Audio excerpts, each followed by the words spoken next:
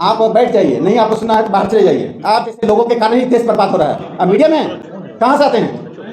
घर से जाओ बाहर बात करने। बस ये तरीका है बात करने का। बैठ जाओ।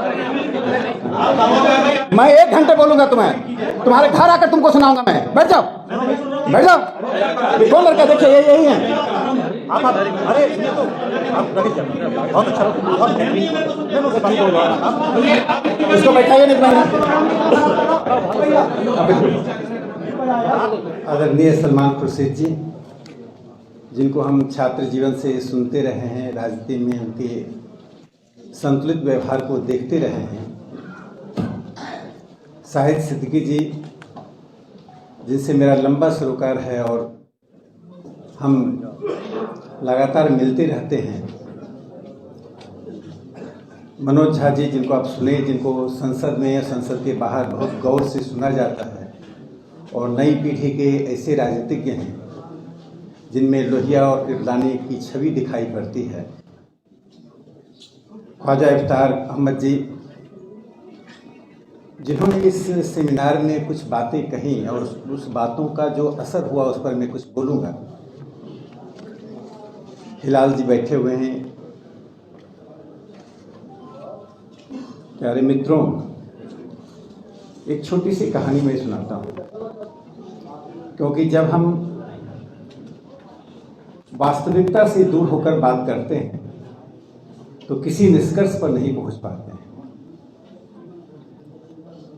पुरानी बात है, जब मैं राज्यसभा में नहीं था, एक टीवी चैनल से मुझे फोन आया। टीवी चैनल पर तो मेरा एक व्यवसाय बन गया था 4 बजे से लेकर 11 बजे तक बैठने का। आया कि आज डिबेट मैं आपसे शुरू करूंगा। मैं दिल्ली विश्वविद्यालय की रतन टाटा लाइब्रेरी में पढ़ता था, वहीं बैठा हुआ था। मैं खुश हुआ कि डिबेट जब शुरू होता है थोड़ी महत्व मिलती है। फिर जिसने कहा डिबेट शुरू करूंगा, एक राष्ट्रीय चैनल था, मैं नाम बताना अनुचित है, वो कुछ पॉज दिया, कुछ बोलना चाहता था लेकिन बोल नहीं पाया। आधे घंटे बाद फिर फोन आया कि आपने बता ही दिया। आधे घंटे बाद फिर फोन आया। मैं कहा देखिए, मैं लाइब्रेरी के अंदर हूं और बार बार आप कह रहे हैं कुछ बात है क्या? कहा सर, एक बात आपसे बतानी थी। डिबेट में जो एक मेरे मित्र अंसार रजा जी आते थे, तो अंसार रजा आ रहे हैं, मेरी उनसे बात हो गई है। उनको क्या बोलना है मैंने बता दिया। थोड़ा सा आप उग्र हुए, आप बहुत शांत रहते हैं, अच्छा नहीं लगता। तो मैं कहा कुछ बता तो दीजिए, तो मैं वैसा होता दिखाऊंगा। तो कुछ अभद्र बर्बरतापूर्ण शब्द उन्होंने मुझे कहा बोलने के लिए, दाढ़ी के ऊपर, टोपी के ऊपर। मैं कहा बहुत अच्छा, मैं जरूर बोलूंगा, कुछ और है तो बता दीजिए। फिर आधे घंटे बाद मैंने उसको फोन किया कि ये काफी नहीं है, कुछ और बताइएगा। कहा सर, अब आप जो बोलना है बोल दीजिए, आप दोनों झगड़ा करेंगे, मैं बीच बचाव करूंगा, फिर डिबेट हिट जाएगी, आप भी ट्रेंड करेंगे ट्विटर पर, मैं भी करूंगा। हो गया। फिर उस चैनल की गाड़ी आई, उसका फोन आया कि सर आपसे डिबेट शुरू होना है, नोएडा आने में शाम को दिक्कत होगी, आप जल्दी चले। मैं कहा मैं नोएडा नहीं आ पाऊंगा, मुझे मुंबई जाना है, कोई अचानक काम आ गया है। कहा सर अचानक क्या होगा, डिबेट आपसे शुरू करना, मैंने किसी से बात भी नहीं की है, अब मैं किसको बुलाऊंगा? मैं कहा कुछ बहुत जरूरत काम आ गया है। कहा क्या बताएं सर, कुछ खास बात है क्या? मैंने कहा आपने जो मुझे निर्देश दिया उसका मैं वॉशरूम में जाकर कई बार रिहर्सल किया और अपनी सूरत देखता रहा। फिर मैं देखा मेरी लंबाई भी अच्छी है, देखने में भी बुरा नहीं हूं, तो मैं क्यों नहीं मुंबई जाकर ही एक्टिंग कर लेता हूं।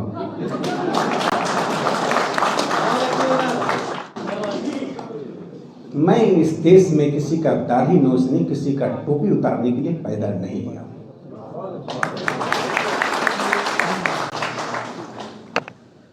जो लोग उतारेंगे उनसे मैं लड़ने के लिए पैदा। मैं राष्ट्रीय स्वयंसेवक संघ का स्वयंसेवक हूं। मैं अपनी जिम्मेदारी को समझता हूं, इसलिए मैं एक बात बताना चाहता हूं। हम किसी परिवार के सदस्य होते हैं, किसी स्कूल कॉलेज के छात्र होते हैं, किसी के दोस्त होते हैं, किसी समुदाय के होते हैं, लेकिन उसके बावजूद भी हम स्वयं में एक व्यक्ति होते हैं। मैंने उस वक्त अपनी जिम्मेदारी समझी, उस हल्की लोकप्रियता से बचते हुए मैंने उस दिन से कम उस चैनल पर मैं ये घटना 2016 की है, 25 हो गया, 9 साल में उस चैनल मुझे नहीं मिला है। अब बात रही, मुझे एक बात अच्छा नहीं लगा, जब ख्वाजा साहब बोल रहे थे तो बहुत धैर्य के साथ सुना, लेकिन अंत में कुछ लोगों का धैर्य टूटने लगा। यदि इतनी जल्दी आपको धैर्य टूट जाएगी तो फिर आपको हिंदुस्तानी कहलाने का अधिकार नहीं है। इस्लाम में मूर्ति पूजा नहीं है, लेकिन हिंदुस्तान में हिंदुओं के बीच एक आर्य समाज है जिसमें मूर्ति पूजा का विरोध होता है। और 17 नवंबर 1869 को काशी में, जिसमें हर चौक चौराहे पर मंदिर है, अनंत मूर्तियां हैं, वहां पर स्वामी दयानंद सरस्वती 300 पंडितों के साथ मूर्ति पूजा के विरोध में तर्क तथ्य के साथ बहस कर रहे थे। 50,000 की भीड़ थी। काशी का राजा उसकी अध्यक्षता कर रहा था। ना किसी ने किसी पर पत्थर फेंका, ना किसी ने फूल बरसाए। दोनों में विवाद चलता रहा। विवाद के साथ हिंदुस्तान का संवाद चलता रहा। ये है हिंदुस्तान। इसलिए ख्वाजा साहब जब बोल रहे थे, धैर्य से सुनिए। जिन लोगों को उससे आपत्ति हुई उनको अपने ऊपर सोचना चाहिए कि हम में धैर्य की क्षमता क्यों नहीं। एकरा जी बहुत अच्छी पार्लियामेंट्रियन होंगी। आज जैसा उन्होंने भाषण दिया मुझे बहुत प्रभावित किया। उन्होंने जो बात कही उसको मैं यथार्थ में बताना चाहता हूं। मैं बिहार के बेगूसराय से हूं और बेगूसराय कॉन्स्टिट्यूंसी को आप अच्छी तरह भली भांति जानते हैं कई कारणों से।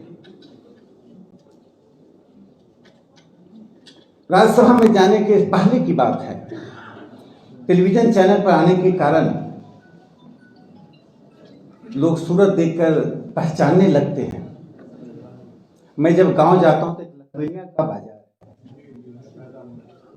उसमें 2 हिस्से, बलिया और लखनिया। मुस्लिमों की बस्ती है और बलिया हिंदुओं में ज्यादा है, लेकिन पता नहीं चलता है कि कौन कहाँ रहता है। तो मैं उस सब्जी की बाजार में शाम को घूम रहा था, तो पीछे से एक नौजवान, वो 2 दिन पहले मेरे घर आए थे, इसलिए कहानी याद आ गई। जामिया में पढ़ाते थे, तब मैं नहीं जानता था, मेरा कोई परिचय नहीं था। पीछे से आए और मेरे कंधे पे हाथ रखा, कहा आप राकेश सिन्हा जी हैं, आप संघ के हैं ना, आप टीवी चैनल पर आते, बहुत अच्छा करते हैं। बहुत अच्छा लगा कि हमारे यहाँ का कोई व्यक्ति इतना बड़ा नाम कमा लिया। मैं कहा आप कौन हैं? तो उन्होंने कहा मैं अतुर रहमान हूँ, मैं जामिया में केमिस्ट्री पढ़ाता हूँ। मैं चैनल पर आकर निश्चित तौर पर ऐसी बातें नहीं करता हूं जो सामान्य मुसलमानों को, बहुत से मुसलमानों को अच्छा लगता होगा, या मैं जिस विचारधारा से हूं वो विचारधारा को स्वीकृत हूं। लेकिन मुझे वो बंगाल याद आ गया जब कर्जन ने पार्टीशन किया, लेकिन स्थानीयता और संस्कृति के कारण बंगाल ने 1911 में उस पार्टीशन को खारिज कर दिया था। आज अतुर रहमान जी की वो घटना मुझे याद आ गई। उस व्यक्ति को यह बात नहीं था कि मैं क्या बोलता हूं, उस व्यक्ति के मन में यह नहीं था कि मैं राष्ट्रीय स्वयंसेवक संघ का, मैं संघ के संस्थापक का जीवनीकार हूं। उनके मन में यह था कि मेरे गांव का एक व्यक्ति आज राष्ट्रीय स्तर पर जाना जा रहा है, उसको खुशी इस बात की थी। इसलिए हिंदुस्तान में स्थानीयता का बहुत महत्व है, उस स्थानीयता को मत भूलना। 7 दिन पहले मैं मल्लापुरम गया और मैं कई बार टीवी चैनल पर मल्लापुरम के बारे में कई बातें कही। जाने के बाद मुझे अफसोस हुआ। जब मैं गया तो स्वाभाविक था कि संघ के एक संस्था का कार्यक्रम था, मैं कार्यक्रम में गया, कार्यक्रम में बातें की। वहाँ 83-84% मुस्लिम समुदाय है। मैं घूमता रहा, लोगों से मिलता रहा, कई लोग चेहरे को पहचान कर फोटो खिंचाते रहे। मैंने मुसलमानों से पूछा कि आपको इतने कम हिंदू हैं, कोई आपत्ति होती है क्या?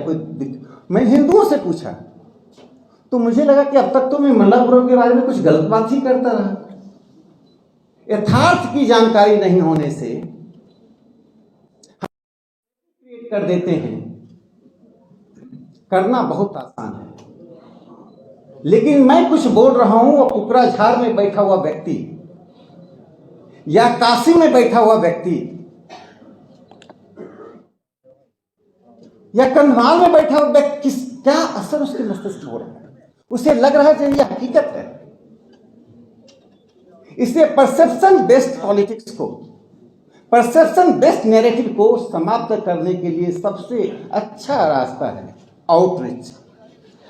और शाहिद सिद्दीकी साहब के इस कार्यक्रम को मैं यही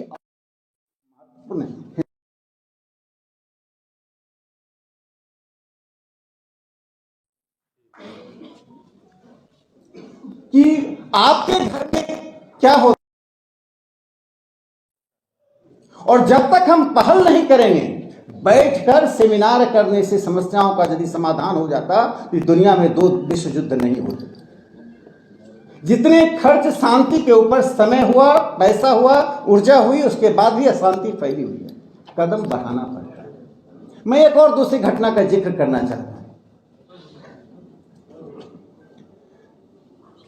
प्रधानमंत्री जी का जो विकसित भारत यात्रा था वो करके मैं एक जिले से जब अपने बेगूसराय आया तो कार्यकर्ताओं में बहुत रोष था। एक 16 साल की यादव समुदाय की बच्ची को एक मुस्लिम लेकर भाग कहा चलिए परिवार से मिल लीजिए। जो एक सामान्य राजनीति हो गई है, हल्की राजनीति हो गई है। उस कार्यकर्ता के लिए होना चाहिए, उस परिवार से मिलना चाहिए, दुख दूर हो, समस्या का समाधान हो। मैं उसमें दूरगामी परिणाम देख रहा था। मैं कहा घटना यहाँ की है, वो प्रेम है, साजिश है, जो भी है यहाँ की है। असर पड़ेगा असम में, असर पड़ेगा केरल में, असर पड़ेगा उत्तर प्रदेश में। इसको तो यही रोकना पड़ेगा। मैं गया, 700-800 की भीड़ थी। ऐसा लगा कि युद्ध का माहौल बना। पहले मैंने पुलिस अफसर से बात की, एक किसी ने कान में आकर कहा रे आप तो फोटो खिंचाने आए थे, आप तो यहीं पूरा समय बिता देंगे, और जगह भी जाना। मैं कह रुक जाओ, तुम जाओ, मैं ही रहूंगा। जब 8 बज गया, पुलिस से मामला सुलझ मैं ले लिया, तो मैंने उस मुस्लिम बस्ती में फोन किया और फोन करके कहा कि मैं आपके यहाँ आ रहा हूं। खुश हुए लोग। अब यहाँ विरोध हुआ कि आप नहीं जा सकते। मैं कहा कोई नहीं जाए साथ, मैं जाऊंगा। मेरा ड्राइवर नहीं जाएगा तब भी मैं पैदल जाऊंगा, लेकिन मैं जाऊंगा जरूर, और पुलिस लेकर नहीं जाऊंगा। इसी हिंदुस्तान में स्वामी श्रद्धानंद हुए। मैं पुलिस लेकर तो बस्ती में नहीं जाऊंगा। और मैं गया, 200-250 लोग प्रतीक्षा कर रहे थे। जल्दी से बुके भी बनवा लिया था, फूल माला भी पहना दिया था, और मैंने डांटते हुए भाषण दिया। मैं इस विश्वास के साथ भाषण दे रहा था कि मैं अपने भाइयों, अपने बच्चों, अपने पिता, अपने पड़ोसी के से बात कर रहा हूं, मैं किसी कौम से बात नहीं कर रहा हूं। और मैंने कहा 2 दिन में बच्ची चाहिए। आपको मालूम नहीं है इसका असर क्या होगा, इससे नैरेटिव क्या बनेगा, और ऐसा क्यों होता है। जब मैं बार बार कहा ऐसा क्यों होता है, ऐसी चौथी घटना क्यों घट गई। एक बुजुर्ग सरपंच जिनकी उम्र 78 साल की थी, जो 10 साल से वहां सरपंच थे, उन्होंने रोते हुए कहा कि पहली बार मुझे लगा कि वो मेरा अभिभावक है, जो हमें डांट भी सकता है, जो हमें रास्ता भी दिखा सकता है। और 2 दिन में बच्ची आ गई। ना मामला प्रेस में गया, ना मामला झगड़े का कारण बना, ना टीवी चैनल में डिबेट का कारण बना। यदि हम प्रयास करेंगे, तो हिंदुस्तान में रहने वाला हर व्यक्ति फ्यूचर और मुस्लिम की बात करते हैं। अजीम प्रेम जी कि जो पूरी संपत्ति है पाकिस्तान के 4 वेल्दिएस्ट पर्सन मियां मोहम्मद मासा $5 बिलियन, अनवर परवेज $3.1 बिलियन, उनके बाद जो 4 हैं वो बिलियन से मिलियन पर आ गए। 7 को मिलाकर हम जितनी संपत्ति है उससे अधिक संपत्ति हमारे अजीम प्रेम जी के साथ है। मैं उन्हें मुसलमान नहीं, सच्चा हिंदुस्तानी उद्योगपति मानता हूं। हाँ, मैं नहीं जानता था मेट्रो जूता मैं खरीदता हूं। मैं इस सेमिनार के कारण में ढूंढा 26,000 करोड़ की मालकिन है, वेल्थिएस्ट मुस्लिम वोमेन, मेट्रो शूज उन्हीं का है। बेंगलोर में प्रेस्टीज रियल एस्टेट का डेवलपमेंट हुआ, इरफान रजाक, वो प्रेस्टीज इतना ग्रुप बढ़ रहा है। कर्नाटक में तो मुस्लिम मेजोरिटी नहीं है, क्यों बढ़ रहा है? यदि नरेंद्र मोदी जी के 2014 में आने के बाद मुस्लिम रिप्रेजेंटेशन कम हो गया, मुस्लिमों की संख्या, मुस्लिमों का डिमोनाइजेशन होना शुरुआत, मैं छोटी सी आंकड़ा देना चाहता हूं। 1952 में 25 मुस्लिम थे लोकसभा में, 1957 में 23, 1961 में 26, 1967 में 28, 1971 में 28, 1977 में 49, 1980 में 45। ये काम था वही रहा।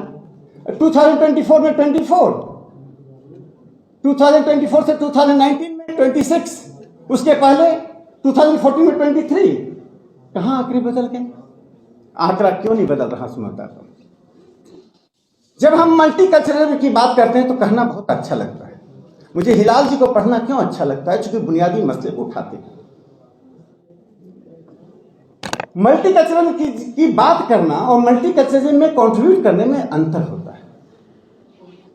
पूरा जो हमारी सभ्यताई पक्ष है उपनिषद में है, उसमें नेति नेति है। उपनिषद का एसेंस ऑफ हिंदुइज्म इज नेति नेति। 2 शब्द को हटा दीजिए, भारत समाप्त हो जाएगा, हिंदुत्व समाप्त हो जाएगा। नेति नेति का मतलब होता है यह भी नहीं वह भी नहीं, this is not that is not. इसलिए नए संप्रदाय का बनना, नए धार्मिक प्रवचनों का होना, अलग अलग इंटरप्रिटेशन होना, अलग अलग पुस्तकें आना, विरोध होना, पक्ष विपक्ष में खड़ा होना, यह इस प्रक्रिया का हिस्सा बनना चाहिए। प्रक्रिया का हिस्सा बनने के लिए मैं अल्बानिया का उदाहरण देता हूं। अल्बानिया एक छोटा सा मुल्क है। उस छोटे से मुल्क में 17% क्रिश्चियंस हैं और ऑलमोस्ट 83% मुस्लिम्स हैं। अल्बानिया पूरे दुनिया के मुसलमानों से एक अलग उदाहरण पेश किया। जो सेकुलर पॉलिटिक्स है उनका, जो सेकुलर सोसाइटी है, आज तक अल्बानिया में ईसाई और मुसलमानों के बीच मतभेद नहीं हुआ। दोनों के धर्मों के बीच कोई अंतर दिखाई नहीं पड़ा। दोनों के सामाजिक सांस्कृतिक जीवन में कोई अंतर नहीं दिखाई पड़ा। क्या भारत यह मॉडल नहीं दे सकता है? क्या हम इतने अक्षम हैं? क्या इतने हम पूर्वाग्रह से ग्रसित हैं? अभी राष्ट्रीय स्वयंसेवक संघ के सरसंघचालक मोहन भागवत जी ने लगातार 2018 से लगातार वे देश के नैरेटिव को चेंज करने की कोशिश कर रहे हैं। राजनीतिक पार्टियों की प्रतिक्रियाओं को छोड़ दीजिए। एक संघ जो 1925 से बना, जिस संघ के खिलाफ अनेक प्रकार के नैरेटिव लगातार चलाए जाते रहे, और नैरेटिव क्या होता है उसका एक उदाहरण देता हूं। पाकिस्तान द्विराष्ट्रवाद कैसे हुआ, क्या हुआ, ये लंबे विमर्श की बात है। ठीक साहिब भाई कह रहे थे हम पास में बाद में डिबेट कर लेंगे। आरएसएस बहुत छोटा संगठन था तब। मुस्लिम लीग के हेडक्वार्टर को पता ही नहीं था कि आरएसएस क्या है। लेकिन जब पोलराइजेशन करने की बात आई, चूंकि RSS the most visible Hindu organisation due to साका के कारण, ड्रिल के कारण, तो 15 मई 1946 को एक पहला एडिटोरियल डॉन अखबार में आया जो मुस्लिम लीग का अखबार था। उसने लिखा कि आरएसएस पर बैन लगाओ, क्योंकि they are danger to the Muslims. और गांधी नेहरू से अपील की कि आप हमारे साथ रहिए। 15 दिन बाद 31 मई 1946 को दूसरा एडिटोरियल आया जिसमें गांधी नेहरू की आलोचना की गई कि आपने आरएसएस पर बैन लगाने के लिए कोई कोशिश नहीं की, क्योंकि RSS is becoming a most danger for the Muslims. वो भूल गए कि 1934 में सेंट्रल प्रोविंसेस में आरएसएस पे 2 दिन का डिबेट चला, पहली बार हिंदुस्तान के इतिहास में। इसलिए मैंने कहा खुलकर बात होनी चाहिए, मन से बात होनी चाहिए, मन में कोई भ्रास है तो वह भी निकालना चाहिए और दूसरे को सुनने की क्षमता होनी चाहिए। तो जब डिबेट हुआ, उस 2 दिनों के डिबेट में आरएसएस पे कॉम्युनल होने के कारण बैन करने की बात हुई, तो सबसे ज्यादा प्रोटेक्शन आरएसएस उस वक्त ना जनसंघ था ना हिंदू महासभा था, उसमें सबसे ज्यादा प्रोटेक्शन एमएस रहमान नाम के व्यक्ति उठे जो member of Central Provinces and Berar Legislative Council थे। उन्होंने कहा on such matter silence is golden but now I have to speak. उन्होंने सवाल किया कि मैं तो कभी संघ को दंगा करते नहीं देखा, जैसे मुस्लिमों को ऑर्गेनाइजेशन वैसे हिंदुओं को ऑर्गेनाइजेशन है, और सरकार का वो बिल डिफीट हो गया।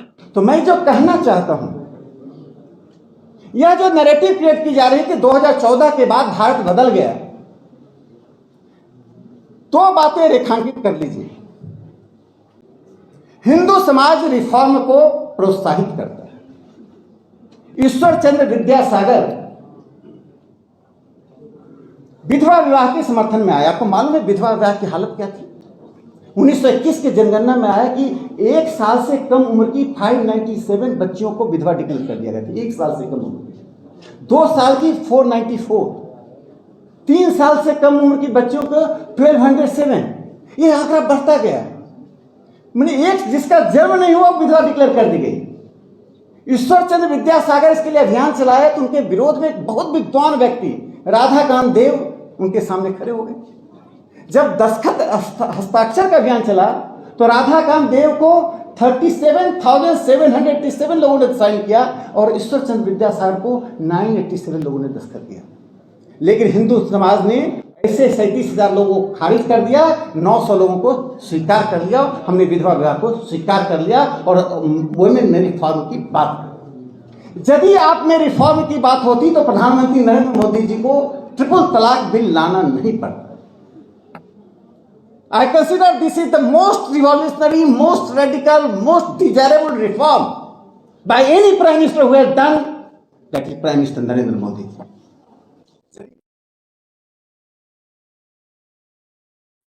मैं ऐसे लोगों को सुन चुका हूं जिन्होंने कहा था कि मुसलमानों को साइकिल में पंचर लगाने के लिए छोड़ दो, वहां उलझा रहने दो। प्रधानमंत्री ने कहा आपके हाथ में कंप्यूटर और आप में कुरान की बात की। यूपीएससी का एग्जाम ए फैजी साहब, अब हमारी बात मत मानिए, ट्रिपल ए फैजी ए फैजी साहब थे, मोइन शकीर थे, पॉलिटिकल साइंटिस्ट थे। ये ए फैजी साहब को तो मान लीजिए, क्यों फैजी साहब पॉइंट ऑफ रेफरेंस नहीं होते? और तजामुल हुसैन साहब तजामुल हुसैन बिहार के पटना सिटी से थे। संविधान सभा में उन्होंने क्या कहा? The term and concept of minority is a British term. Britishers have gone with this term and concept has gone. Please throw this term from the dictionary. इस शब्द को अपने शब्दकोश से फेंक दीजिए। Because I worship the same God with different name, that does not make me a minority. We are one. Doctor S C Mukherjee थे, आस्था से ईसाई थे, प्रैक्टिसिंग मुस्लिम थे, vice chairman of Constituent Assembly. उन्होंने क्या कहा? If you want to make one nation, one people, we cannot dare to accept any community on the basis of religion as a majority and minority. इसलिए मैंने कहा कि हिंदुस्तान में हम सबको एक साझा प्रयास करना चाहिए और साझा प्रयास में सामाजिक सुधार भी आता है। और कितना हम एक दूसरे से मिलते हैं। जो Muslim middle class is betraying the Muslim community, मैं इतना कहूँ। जो मुस्लिम मिडिल क्लास को मध्यम वर्ग को भूमिका निभानी चाहिए थी, वो मध्यम वर्ग भूमिका नहीं निभा रहा। मुस्लिम ये पूरी लड़ाई सांप्रदायिकता की लड़ाई को मैंने देखा, ये कुलीनों को अवसर की लड़ाई है। Communalism travels from metropolitan cities to big great city, then the villages. कभी भी सांप्रदायिकता गांव से शुरू होकर नई दिल्ली नहीं पहुंचती है। सांप्रदायिकता नई दिल्ली, कलकत्ता, चेन्नई, माने बड़े शहरों से छोटे गांव तक पहुंचती है। और अधिकांश मुसलमान और हिंदू गांवों में रहते हैं। तो दोषी वो नहीं है, दोषी सांप्रदायिकता के लिए वो कुलीन वर्ग है, ये एलीट क्लास है, ये अवसरवादी क्लास है, जो अपने अवसर के लिए आम मुसलमानों को इसके लिए मोहरा बनाते हैं। कृपया उसको मोहरा मत बनाइए। और अंत में मैं एक बात कहकर अपनी बात समाप्त करता हूं कि एक बड़ी रोज घटना यह घटी कि मैं कॉलेज में टीचर इंचार्ज था और जाहिर है दिल्ली विश्वविद्यालय में अधिकांश उस वक्त शिक्षक जो थे वो एक खास विचारधारा, वामपंथी विचारधारा से थे, राजनीतिक विज्ञान में। एक महिला मेरे पास आई एडमिशन के लिए, मैं टीचर इंचार्ज था उस वक्त, हाथों से ही होता था, तो मैंने उसका एडमिशन के लिए कर दिया, जगह थी। गया तो प्राचार्य के कमरे से वापस आ गया कि एडमिशन रोक दो। सीटें थी, कहा कि कुछ सीटें हम बचा कर रखेंगे, बात की मना कर दो, एडमिशन नहीं है। मैंने उस महिला का नाम ही नहीं देखा, मैंने बच्ची का मार्क्स देखा, योग्यता देखी, उसके अलावा मुझे कुछ देखने की जरूरत नहीं थी। जाहिर है यहाँ कोई अफगानिस्तान का, अमेरिका का व्यक्ति तो अप्लाई करेगा नहीं, क्यों मैं अपना समय खराब करूं। मैंने कहा एडमिशन का, फिर रोने लगी कि सर आज लास्ट डेट है, वहां से मना हो रहा है। मैंने लिख के दिया कि kindly I refer this case to the council, जो हमारी काउंसिल थी उसमें रेफर कर रहा हूँ, क्योंकि जब सीट है तो क्यों नहीं एडमिशन होगा। इसके पहले मेरे एक मित्र थे, मैं नाम नहीं बोलूंगा, पत्रकार, बड़े अंग्रेजी पत्रकार रहे हैं, उनके बच्चे के एडमिशन के लिए मैं प्रिंसिपल से झगड़ चुका था, वो भी खास करके मुस्लिम ही थे, उनका एडमिशन मैंने कराया था। तो दो शिक्षकों ने, जो ऐसे तो वामपंथी थे और मंच पर आकर बहुत सेकुलरिज्म की बात करते हैं, उन्होंने कहा कि राकेश सिन्हा पागल हो गया क्या, दोनों केस के लिए लड़ रहा है, दोनों मुसलमान है, वो तो आरएसएस का है। यानी मैं आरएसएस का था, तो मुसलमानों को खोज खोज कर मैं चाकू मारूं, उनको अवसरों से वंचित करूं। यह जो परसेप्शन है, अंत में उस बच्ची का एडमिशन हुआ और उसने कहा सर ऊपर से विरोध है तो मेरी बच्ची कैसे पढ़ेगी। तो फिर मैंने फोन करके बगल के कॉलेज उसका एडमिशन कराया। देखिए, हमारी परसेप्शन हो सकते हैं, अनेक तरह की बातें हो सकती हैं। तो जो एक शब्द का जो प्रयोग किया गया यहाँ पर, हमारे विरोधी, हम विरोधी नहीं हैं, हमारा दृष्टिकोण अलग है। विरोधी होने का मतलब हम आपके अस्तित्व को मिटा देना चाहते हैं। राजनीतिक पार्टियां एक दूसरे को अस्तित्व को मिटाएं, अस्तित्व को बनाएं।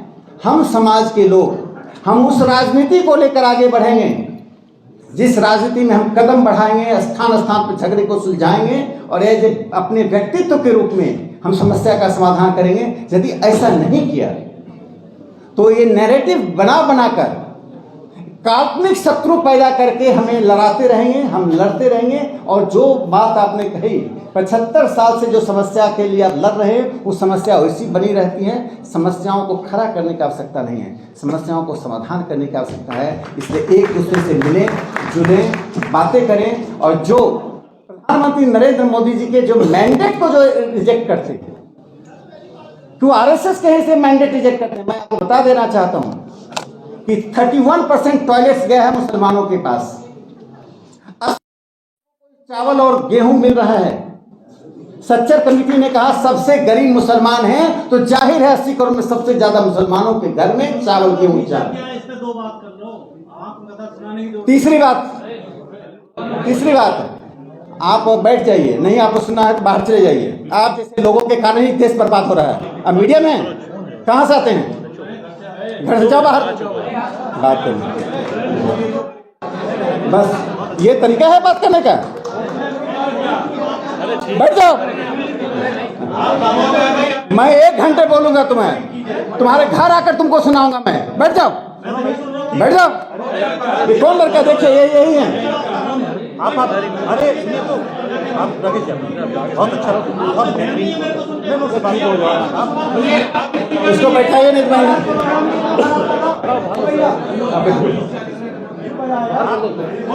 बहुत अच्छा।